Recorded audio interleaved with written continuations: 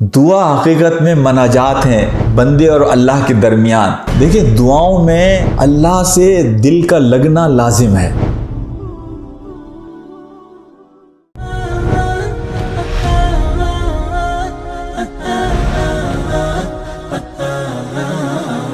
दुआ के हवाले से मैं आपसे बात करना चाहता हूँ। हमारे यहाँ अल्फाज इस्तेमाल होते हैं दुआ मांगना, दुआ पढ़ना। हकीकत यह है कि दुआ उस दिल की सदा है कि दिल से निकलने वाली आवाज़ है। दुआ हकीकत में मनाजात हैं बंदे और अल्लाह के दरमियान। सबसे बेहतरीन दुआओं के अल्फाज तो वो हैं कि जो हमें कुरान के ज़रिए से मिलते हैं और नबी पाक सल्लल्लाहु अलैहि वसल्लम की अहादीस के ज़रिए, वो अफजल हैं। उन दुआओं के साथ साथ कि जो कुरान में हमें मिलती हैं और नबी पाक सल्लल्लाहु अलैहि वसल्लम की हदीस में हमें मिलती हैं, हम अपनी बाकी ज़रूरियात को, अपनी हाजतों को अल्लाह के सामने गुफ्तगू करें। दुआ के मामले में हम में से अक्सर लोग गुम हो जाते हैं अल्फाज में। देखिए, दुआओं में अल्लाह से दिल का लगना लाजिम है। दुआओं में आपके दिल की आवाज़ अल्लाह तक पहुँचनी चाहिए।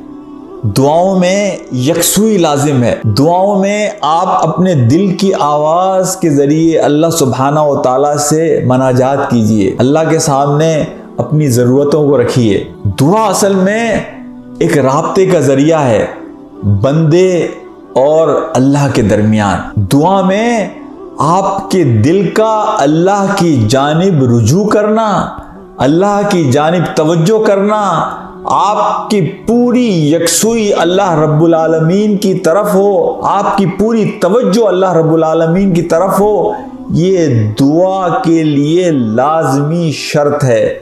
तो लिहाजा बाज़ औक़ात हम जो इधर उधर गुम हो जाते हैं, उस गुम होने के नतीजे में ये ऐसा है कि आपके सामने कोई आकर अपनी हाजत बयान कर रहा हो और वो शख्स कभी इधर देख रहा है, कभी उधर देख रहा है। आप मुझे बताइए कि आपको कैसा महसूस होगा। लिहाजा अल्लाह रब्बुल आलमीन के सामने जब हम मौजूद हों और अपने हाथ दुआओं के लिए उठा रखे हों, तो अपनी पूरी तवज्जो अल्लाह रब्बुल आलमीन के सामने कीजिए और अल्लाह के साथ दुआ आप जिस ज़बान में चाहें मांगें।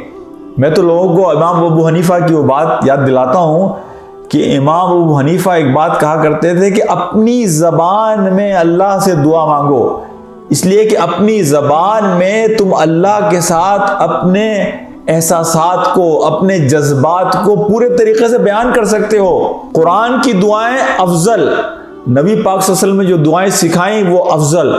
उन दुआओं के साथ साथ अपनी ज़बान में भी अल्लाह के सामने हाथ उठाकर अपने दिल की हालत को बयान कीजिए।